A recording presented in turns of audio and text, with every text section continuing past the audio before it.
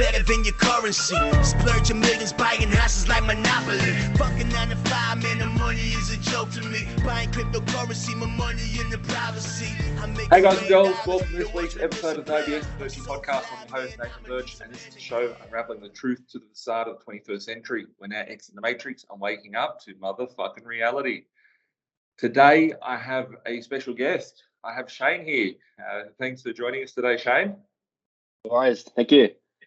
I thought we'd get you online and just have a bit of a chat. You know, I feel like when I do these podcasts, it's all, you know, me just talking about random things and talking about strategies, talking about ideas. But I think a lot of people will get a lot of,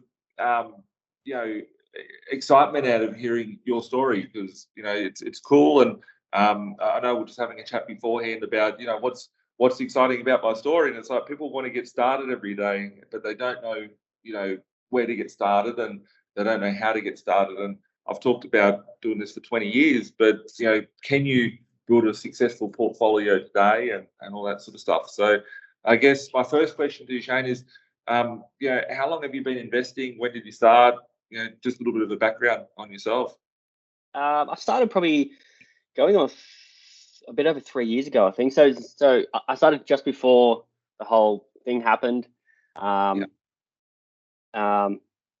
I started then, and initially I had no idea what I was doing.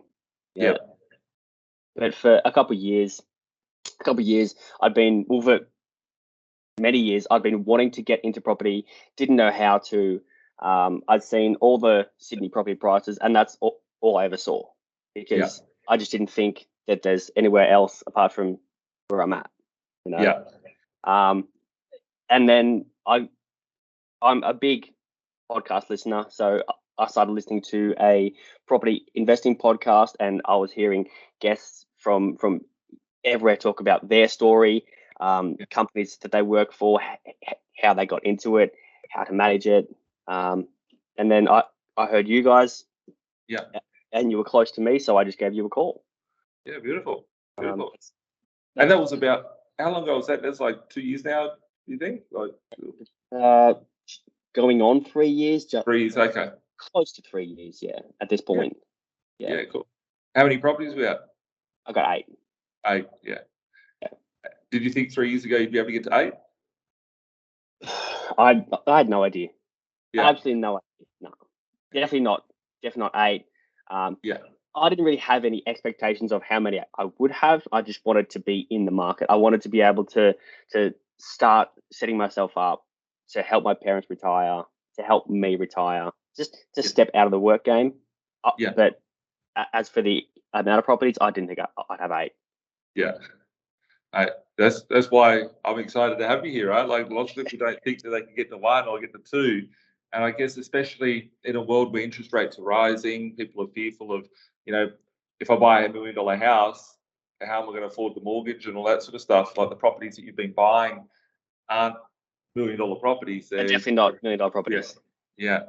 Have you seen any of them? No. I've never driven past one. I've never even thought to go see it. I mean, the closest that I've seen it is on Google Maps. I've just opened my Google Maps, gone on a street view, and thought, oh yeah, it's all right. Right. Yes. And how about the rents and stuff? Have you had any sort of major issues like rents coming through, mortgage going out, like some of the things? Absolutely no problems at all. I mean, I've heard stories of problems happening, but with me, I've been very lucky. Yeah. I mean, I've had problems with maybe one tenant, but it wasn't really a problem. She just is needy, I guess. Yeah. But apart from that, it's easy. Yeah, sure. But I think sometimes people think, you know, if you buy 10 properties, you buy 20 properties, whatever, like you're going to have to be working too much to manage that. But if you have processes and systems in place, I guess that. Yeah, so I think that's where property managers come in. Yeah. I pay property managers to do a job. They do their job, and their job is taking care of my property. So it's easy. Yeah, cool. And I guess everybody invests for something different, right? Like there's different reasons. Some people want to go travel and party. Some people want to go and spend time with kids. Sometimes some people just don't want to work. Some people want to, just have a bit of nesting. Like, is there a specific reason as to why you started in property? Like, what is it that you're striving for? Like, that you want the property? Initially, it was because I saw my parents still having to work full time. At the time, they were going on 60. They're probably mid 60s now, and they're still having to work full time hours just to afford to live, just to be able to afford the mortgage. And I saw that, and I didn't want to be that. I did not want to be 60, still having to work 12-hour days just to be able to afford to live and eat. Absolutely no way. So initially, my goal was to not have to do that, and then that morphed into getting my parents out of the workforce and helping them in their retirement, so they don't have to worry about a mortgage, they don't have to worry about bills or anything. Yeah, cool, awesome. And a lot of people think that it's impossible, especially with inflation, right? Like, I'm assuming that since you first started the journey, right, you said before the thing happened, right? And it's something we've got to be careful with the words we use so we don't get censored by any of that. But before the thing happened, like, I guess as a person, like, and you investing and you sort of starting to go down that journey of becoming self-sufficient and living life on your terms, like, how's the mindset changed? How do you view things? How do you see the world? How does that change? Like, have you had any big changes in your view on the world? I mean, I've always kind of known that life's unfair. Life's not fair, and you got to make it fair for yourself. But I mean, what's changed for me is just the amount of things that I see now, and it's got me to the point where I just have to step back and say, all right, it's going on, but I can only worry about myself. I can only worry about what I'm doing right here, right now, and that's what I'm in control. Everything else, sure, I can pay attention to it, but don't worry about it. I guess taking control of your own life is very, very important. That's what it's always been about. Cool, and that's something that I learned from listening to you. You have to get yourself into a position where you've got your own financial freedom, so you don't have to rely on the system. And I guess, like, you've been in it now for 3 years, investing and building up the portfolio. If there was something you could go back and do differently, or things that you've learned as being an investor, you can sit there. I guess someone watching today might have no properties, might have one property, right? And their mindset might be, X, Y, Z. You buy a house, you've got to make sure it's on the good side of the street, and it's got to be a house, or it's got to be this, or it's got to be that. What has changed for you over the last 3 years, like, as far as your thought process about the properties and the investing and the whole mindset around that? Just don't get emotionally into it. When I started, like you said, I wanted a house in a good area. I wanted a house with guaranteed good rent. I wanted a guaranteed good tenant. And I mean, you can sort of control where you buy, but if you want to buy in a certain area, you have to be prepared to pay the price. The rent, you can't control that. That's just the market. Just don't get emotionally involved into the properties that you're going to buy. That's probably the best thing that I can say. If you treat it like a business and remove the emotions from it, it's much easier. There's much less stress.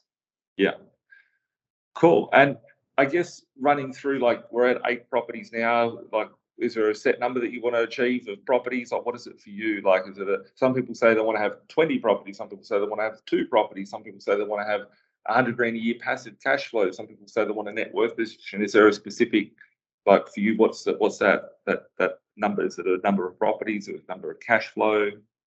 I don't have a number. To be honest, I haven't thought about the amount of properties that that I need. I haven't thought about the amount of cash flow that I want. I haven't thought about anything like that. The only thing that I care about is buying a place for myself that my parents can have a nest egg, and then that's it. However I get there, however many properties I need to get there, that's what it takes. But I haven't got a number. I just keep going. Keep going. Cool. And out of the 8 properties, what would be your favourite numbers out of the properties? Like, which is there a specific one that you've got there that you're like, shit, this one here's cool, or I couldn't believe it, or whatever? I think I'm most excited about my most recent land purchase. Okay. I mean, I bought that property for what, $21,000. Yeah. Which is absolute bonkers. Absolutely bonkers. I think I'm most excited about that because I'm interested to see the growth in it and the growth potential. Yeah. And how long I'm going to keep it for. I mean, I'm purely using that piece of property as a piggy bank. That's it. Yeah. But that's probably the one that I'm most interested in. Yeah. So just for the listeners, you said $21,000 for a block of land, eh? $21,000 for a block of land.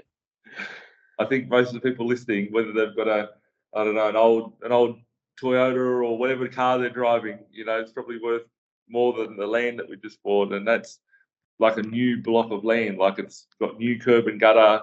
It's in a housing estate, yeah. In a housing estate, so yeah. Sometimes people will be thinking, oh, for 21 grand, what will you buy? You'll buy you can't buy anything for that, but it's can't buy much for $21,000. Yeah, that's cool. That's cool. And if you were, I guess, if it was Friday night or Saturday night, and you're at a barbecue having a chat with someone's come up to you and say, hey, you've got 8 properties now, like, I want to get started in property investing. What do you suggest that I do, or whatever the case? Is there sort of any tips of advice that you'd be giving someone that's a newbie that doesn't know anything about property or is looking to get started, or some of the research or the sort of path that you've gone down, the education that you've taught yourself to get here now? What would you share? I mean, I think the very first thing I'd say is call his number. That's the very first thing I'd say. I give him your number and I say just I mean, that's what I did. And that's how I learned all the things that I know is I called you guys not out of desperation, but out of the thought of I need to do something right now or it's never going to happen, Yeah. So I'd initially give them your number, say call them, give them a call, ask them all the questions you want, and then I just explain to them in layman's terms, because I don't have a vast understanding of everything. I tend not to read into a lot too much. I'd explain to them the benefits of buying low, the benefits of not buying in already established markets, just the general things to get them excited about there's more possibilities than your own backyard. And just go from there, really. Yeah, cool. And you said beforehand the block of land, your favourite property. What would be like? People say it's hard to get like cash flow out there and stuff like that. Do you have a cash flow number, like a cash flow deal that you've got that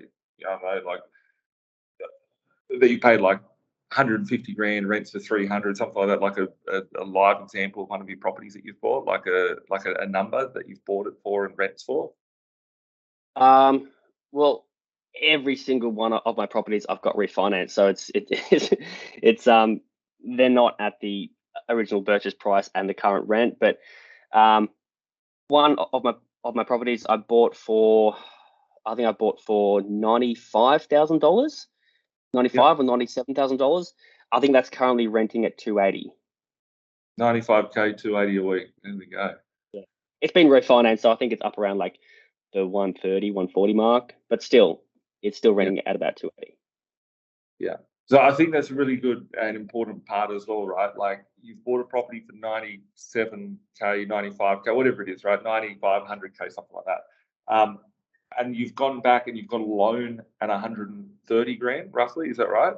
Around about 130, 140, yeah. Yeah. So you've bought a property. So let's just run through that deal as an example, right? Like you've bought that property for let's call it 100 grand just for ease of calculation, right?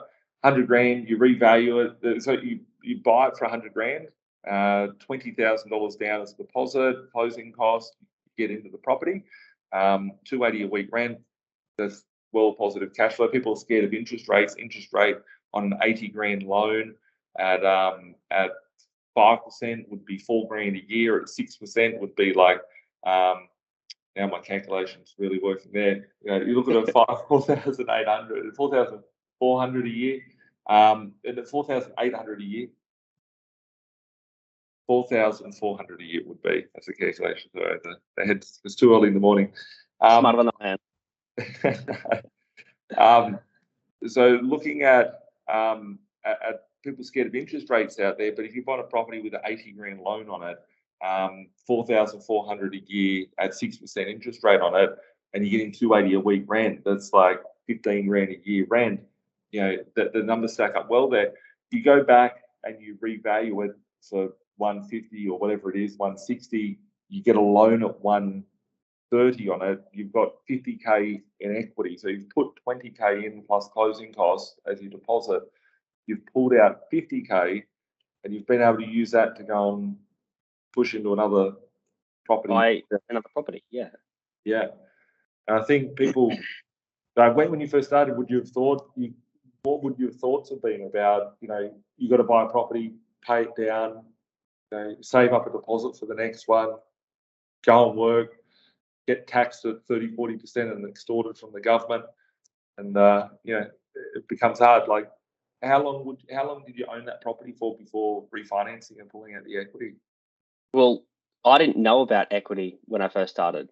I only knew about what you were just saying. You buy a property, you pay it down whilst trying to save up and a second deposit to buy a second property. I didn't know about that you can pull out equity, but once I bought that property, I think I refinanced 3 of my properties at once, probably like 4 months after I bought them. Yeah. 5 months after I bought them. It wasn't long at all. Yeah. And a lot of people, it's interesting you say that, right? Because like when I first started investing, like I keep saying on these podcasts, it's literally 20 years since I turned 18. I feel old now. I've got all this grey hair, right? But going back then, I never even knew what equity was. I always, like me, 20 years ago, you buy a property, you work hard, pay it off, then you go buy the next one. You work hard, pay it off, buy the next one. But without realizing, the game is against you, like by doing that, like everything's against you. But what you're doing here, the difference between someone having one property and trying to pay it down and 10 years later buying a second one, you've literally used that one asset to be able to get into multiple assets. And the numbers of that, 4 months, like sometimes I have people say to me, oh, Nathan, I want to get the equity out quicker and stuff like that, right? And it's like 4 months, 6 months, 12 months, whatever it is, for you to be able to leapfrog and progress into other assets. That's what builds out the asset base that I talk about. I'm really excited like when you said that, I'm like, wow, this it makes me so excited as well. But it also depends on the market as well. And there's different markets around Australia. I mean, the Sydney market's pretty maxed out at the moment.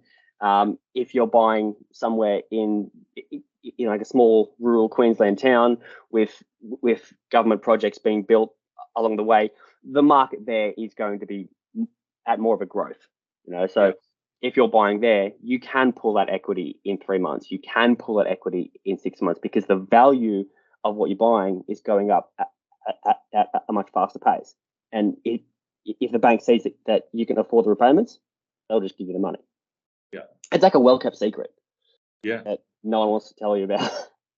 But people, I guess, the well-kept secret, people don't believe that they can get a land for 20 grand. People don't believe they can get a property for 95 or 97 or 100 grand or whatever.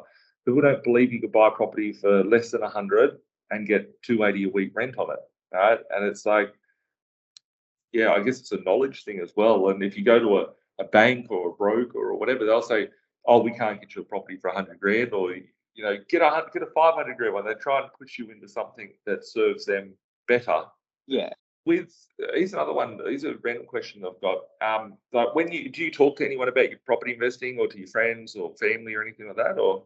Kind of in conversation, I'll mention that I'm investing in properties, and if they're interested, they'll ask me what I've done, where I'm at, how I'm doing it, just like the general questions. And if they seem genuine in asking, I'll just explain to them everything. I don't hide anything. I'm not overly proud that I don't want them to know about it, or I'll just tell them. Yeah. How when you tell them that you bought 8 properties, 3 years, whatnot, how do they receive that? Like, do you get like full of support and cheers? Do you get people that get scared and go, "Whoa, what are you doing here?" Or like, how do people normally respond when you talk to them about it? I think it's more so shock. Yeah. It's more so, how did you do that? Yeah. And I'll explain to them, I'm not buying in Sydney. Yeah. I'm not buying in major cities. I'm buying in smaller areas that you've never heard of, that don't have a massive markup. Yeah. But from memory, don't you have some stuff? Did I buy something in Sydney as well, or have we got? I've got one in Warwick Farm. Yeah. That's probably my most expensive one. I think that was $275 or $325. It was around that mark. Yeah, I think 5 would be more. Yeah. So like when you say that you've got it out, like you've got a diverse portfolio. You've got Sydney, you've got Queensland, you got Western Australia as well. Yeah, so I got one in WA as well.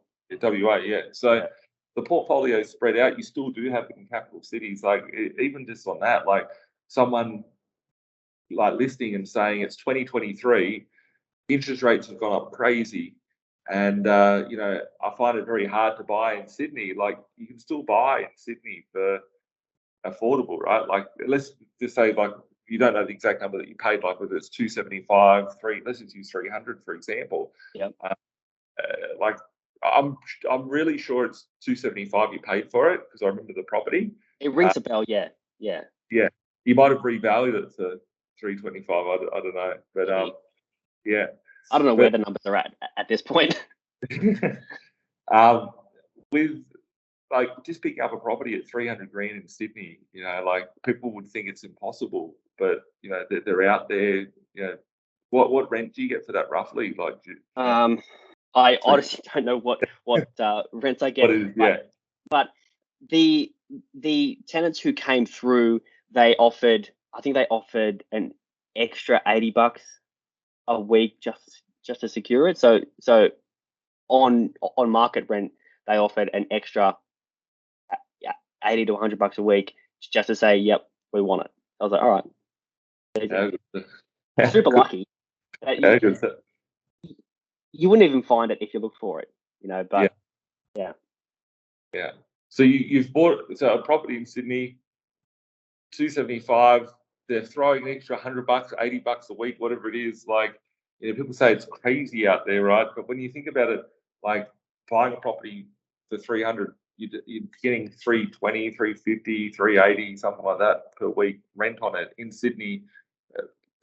Like when we look at, I'm looking at my window here and I'm thinking about the properties that are near my office, right? And there's only a half an hour down the road, and it's like $1 million, $1.5 million for like a little unit. Like like there's still value out there, and I think people will just give up on their dreams and their hopes that they think it's impossible to be able to go on. Impossible to go and buy a property for this price, or it's just too hard. Definitely, like my estate that I'm living in at the moment, there's a block of land up the road, and just the patch of dirt is like $1.1 million. There's nothing on it.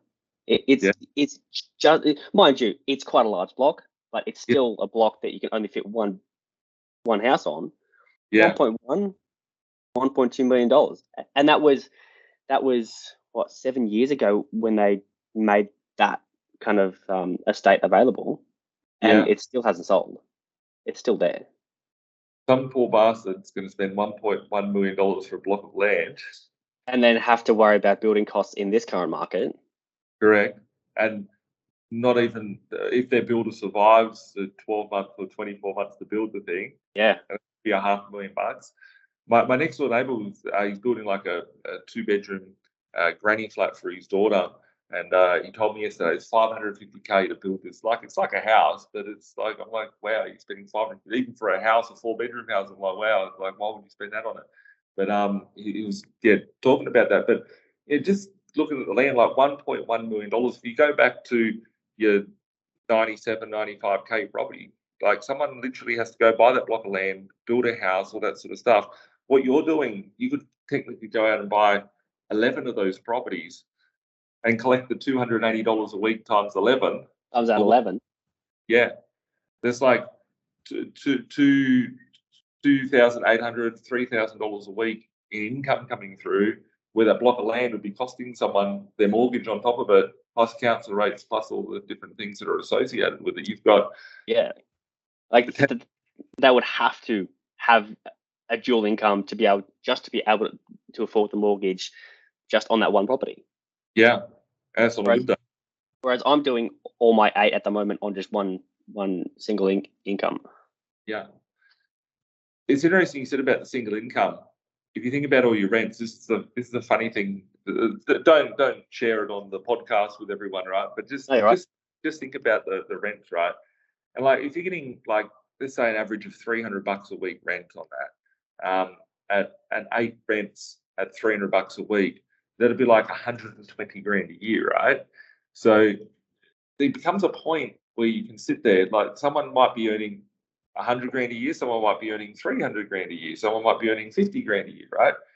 But at a point, you sit there and you go, well, if I'm earning 100 grand a year in income, just making up some numbers here, don't shit. But if I'm earning 100 grand a year income and I'm getting 100 grand a year rent, well, yes, there's debt attached to that. Someone would have $1 million of debt in their principal place of residence or whatever the case may be. But there becomes a point where you think, my income's becoming irrelevant. Like, if someone's on 100 grand income and they're getting 50 grand income, yes, they've got debt and all that sort of stuff. They get to 100 grand rent. Well, then the 100 grand rent is matching at a 50-50 with their income. But then if their rent goes up to 200 grand a year and their income stays at 100 grand a year, it's sort of, the income becomes more irrelevant from your job.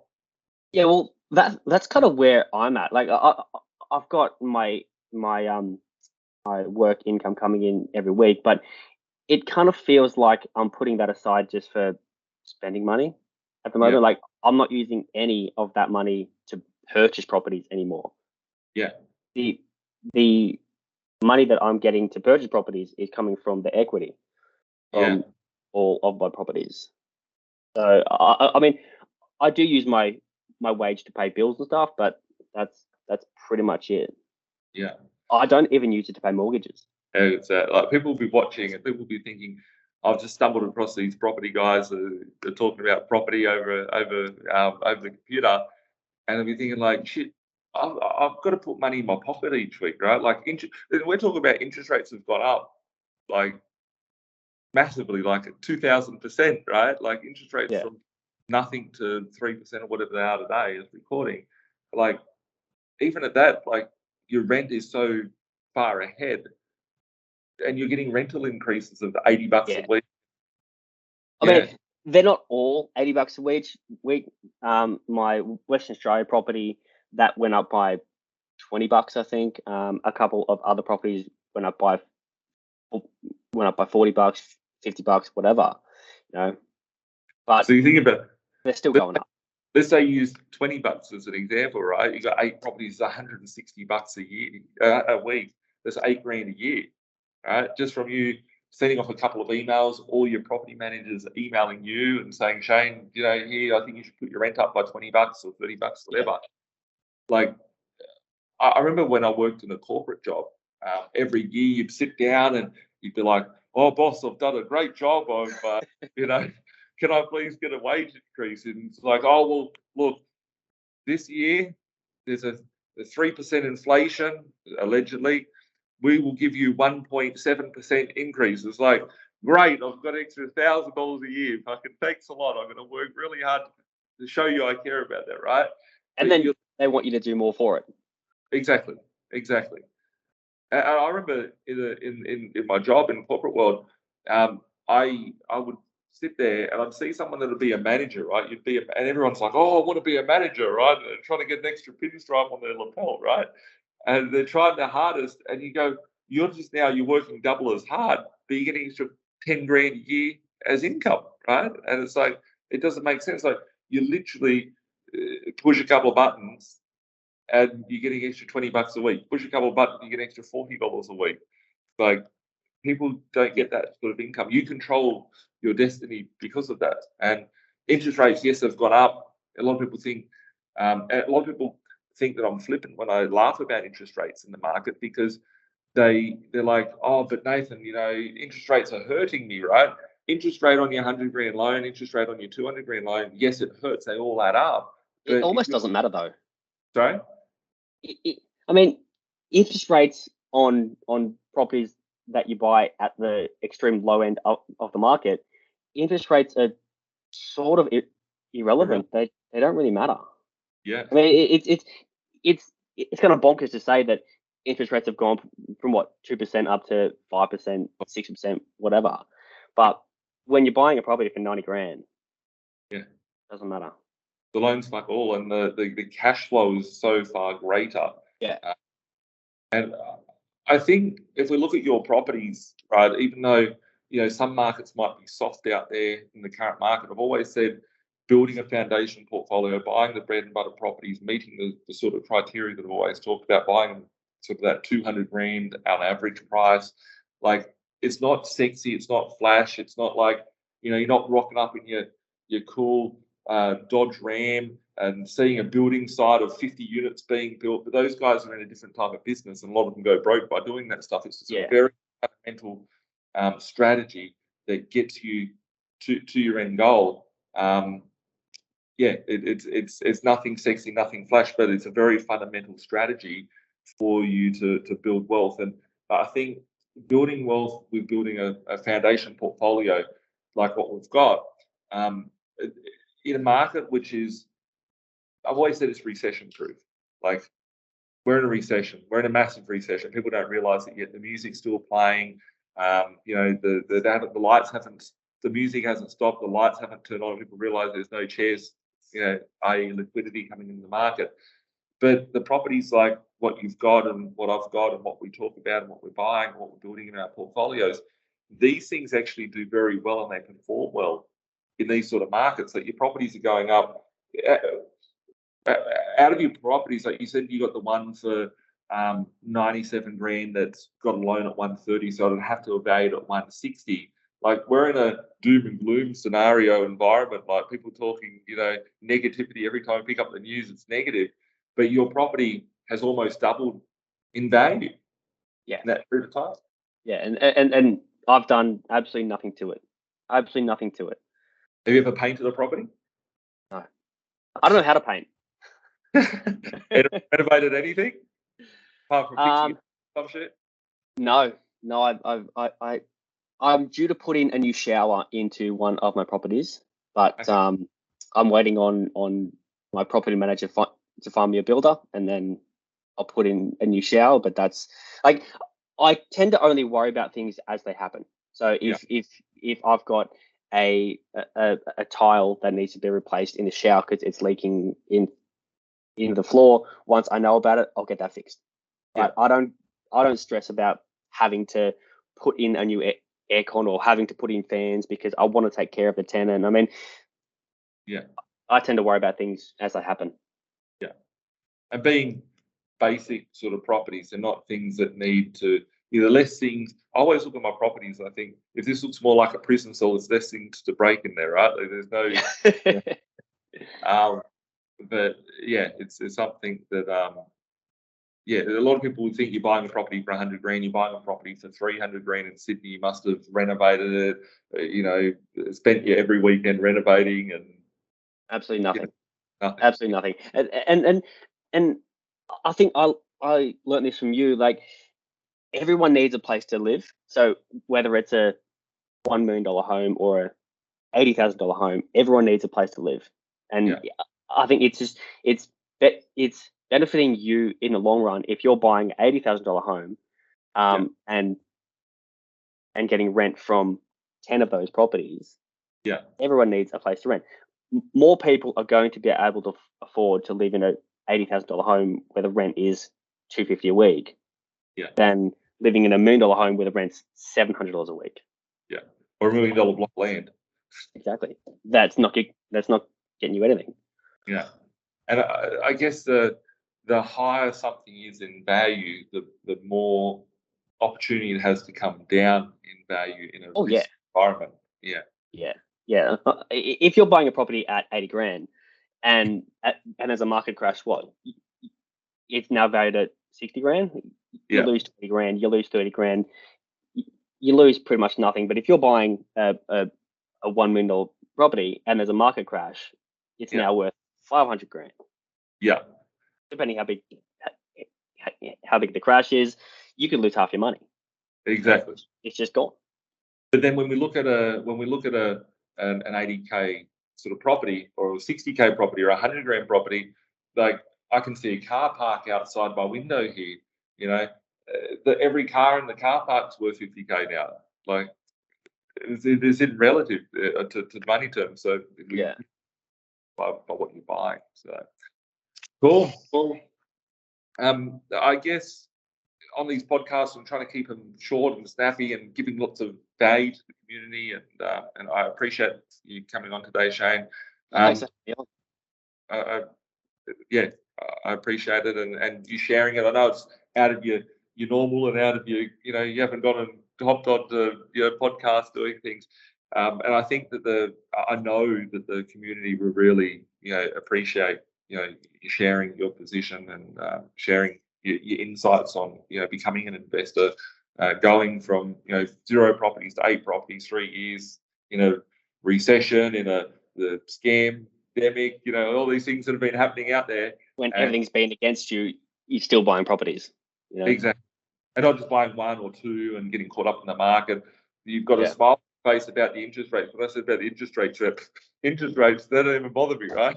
And I think in this market, a lot of people are fearful of these things and they've got objections. And it's the objection is the monkey on their shoulder saying, you can't do this or you shouldn't do this, whatever. And I don't think it's just that. I think it's an education thing. It's the way we were brought up with the old school way of thinking, where you have to buy a property, pay it off, and if that's all we know, we don't know what we're doing.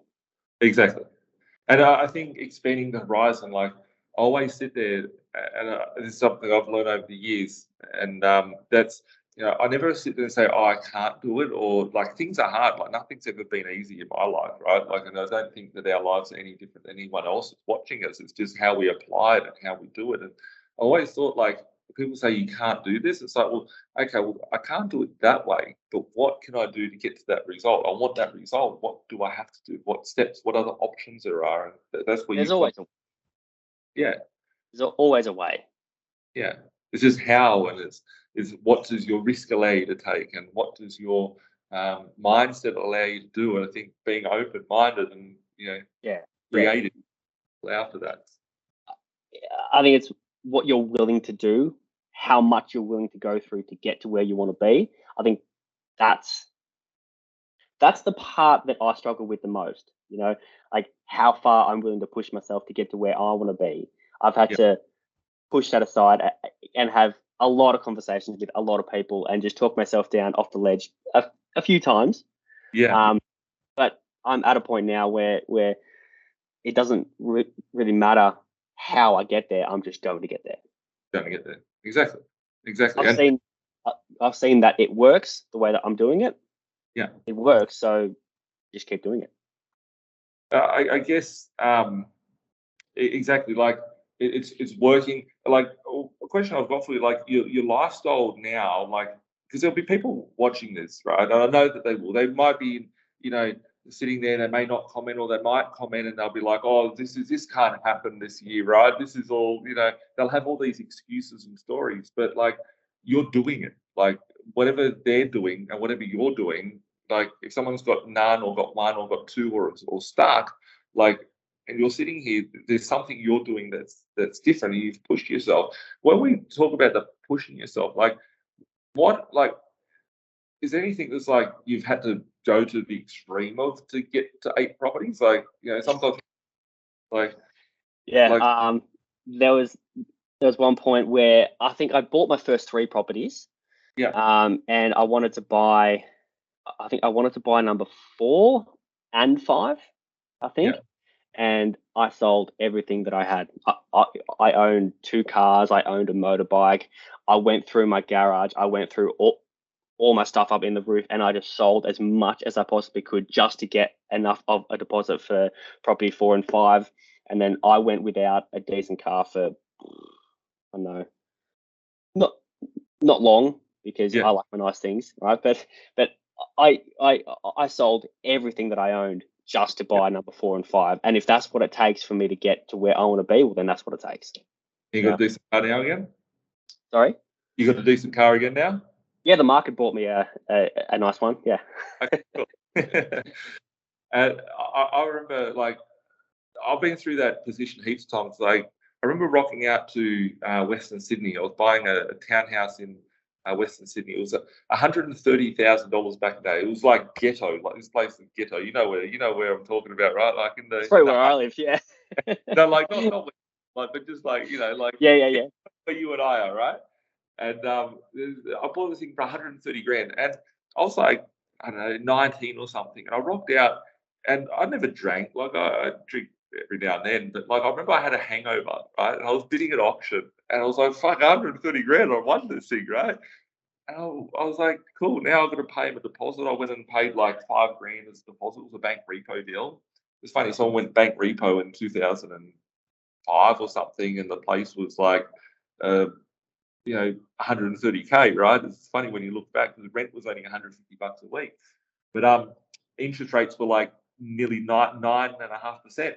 But I remember sitting there going, shit, how am I going to pay for the rest of this in like 6 weeks' time? I'm going to need to come up with a 20% deposit and stuff. I literally left there, and I had about a 3-month-old car. I went and sold my car. I was driving a $500 car. It was actually like a $200 Nissan Datsun 720 Ute with a column shift on it, and it was like bent, it'd been T-barred, and I was like, well, that's what I've got to do. That's what I've got to do. And people were laughing at me in the middle of last year because I was driving around in a $500 Mitsubishi Lancer, Mitsubishi Mirage, right? Just an old car that was like a rusted one. And They're not bad cars at all. I quite like those Mirages. But yeah, you got to do what you got to do. You do it. You do it. So, sometimes you've just got to put your ego aside. You've got to put your pride aside and say, all right, if I want to commit to buying a property, buying 2 properties, buying 10 properties, whatever it is, if I want to commit to that, I've got to do what I have to do to get there. And if that means selling, that means selling. If that means getting someone else in your place and renting a room just to get that extra income in, that's what it takes. Yeah. Because if you don't do it, the alternative is you go and work the next 30 years of your life, 40 years of your life in a job you hate. Yeah. And then you're 30 years down the track and think, man, I should have done that 30 years ago. Out of all the people you work with, all the people that you've come across in your life, we've all seen them. Like, you've seen them, I've seen them, the people watching this have seen them. And it's like, we don't want to be, 60, 70 going, we want better lives. And that's what I guess, we're pushing for. And you and I, our stories are very similar. We grew up in Sydney, different sides of, there's rough parts in between us, and we've both probably got sort of grown up, lifestyles and stuff. And I think it's just a matter of pushing. So, is there, as we come to the end of the podcast, like, is there any sort of tips that you'd share with someone, or anything in your mind after our chat that you share? Any tips? I think just what I've explained earlier on. Just keep your emotions out of it. Just keep it as have yourself a goal and focus on the goal. Keep your emotions out of it, and just do whatever needs to be done to get to the goal. That's pretty much what I've done. And just if you're always worried about money, or worry about the market, or worried if you're going to get a shitty tenant or whatever, work on retraining your brain to think of things in a different light. I think so. If you change your attitude, if you change your mindset, your life's going to change.